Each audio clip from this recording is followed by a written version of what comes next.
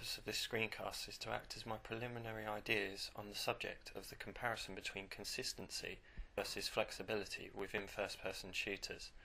The two franchises I will be comparing are the Halo series and the Call of Duty series. Although before constructing this idea, I feel it is necessary to explain the historical context behind first-person shooters. The genre was established back in 1992 with the introduction of Wolfenstein 3D, which is generally credited with creating the first-person shooter genre and the basic archetype upon which subsequent titles were based. One title and the catalyst of the genre's wider mainstream acceptance and popularity was Doom, which was released the following year and is perhaps the most influential first-person shooter, pioneering 3D graphics, networked multiplayer gaming, and support for mods. Half-Life, released in 1998, enhanced the narrative and puzzle elements, and along with its sequel, Half-Life 2, showcased the considerable development of the genre's potential. GoldenEye, released in 1997, was the first landmark first-person shooter for home consoles.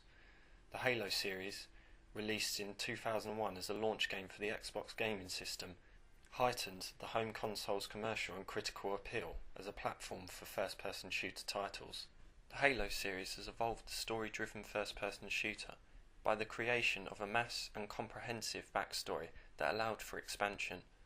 Story-driven first-person shooters were also quite rare before Halo came onto the market. The series signified an area for the first-person shooter genre to grow into. Halo created its own style of first-person shooter, which has the element of an iconic character within the genre, adding a depth of heroism which allows for ease of transferability to other platforms. The consistency of the world allows for the expansion into the universe of which that world consists.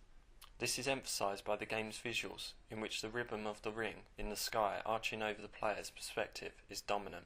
Call of Duty series, on the other hand, has evolved the technical benchmark for the genre, creating realistic gameplay physics replicating real-world situations, especially with Modern Warfare 1 and 2.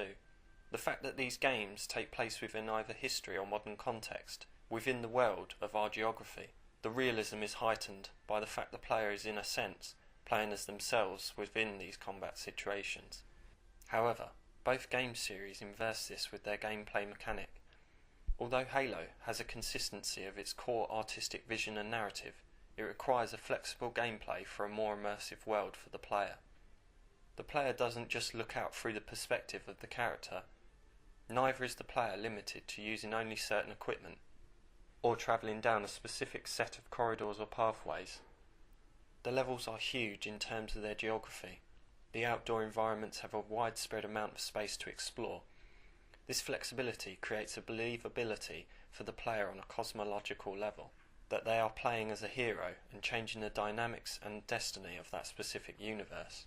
As the player strives to progress through the story with hope of a conclusion to the character's fate upon completion, the use of a single character, Master Chief, also acts as an important tool for the sheer expanse of the universe, whereas Call of Duty has a restricted and consistent gameplay mechanic that guides the player on a path through specific historical events with no allowance of mass exploration. The use of an AI character who guides you to specific objectives acts as another tool for the guidance of the player. The IW engine within Modern Warfare allowed for mass technical advancement, creating a virtual realism for the player that had not been witnessed before, although follows the game construction of predecessors such as Doom, only developing the technical aspects of an old architecture. Due to the rise of story-driven first-person shooters, the Call of Duty series has begun to adopt character development and storyline in an attempt to refresh the series. This was introduced with Call of Duty Modern Warfare with the use of multiple characters for multiple perspective, and as a means of transferring to each parallel narrative. Treyarch focused this notion with the use of one character in Call of Duty Black Ops as the player journeys through the memories of the main protagonist. It's worth noting that the first-person shooter is one of the most commercially viable and fastest growing video game genres in the 21st century.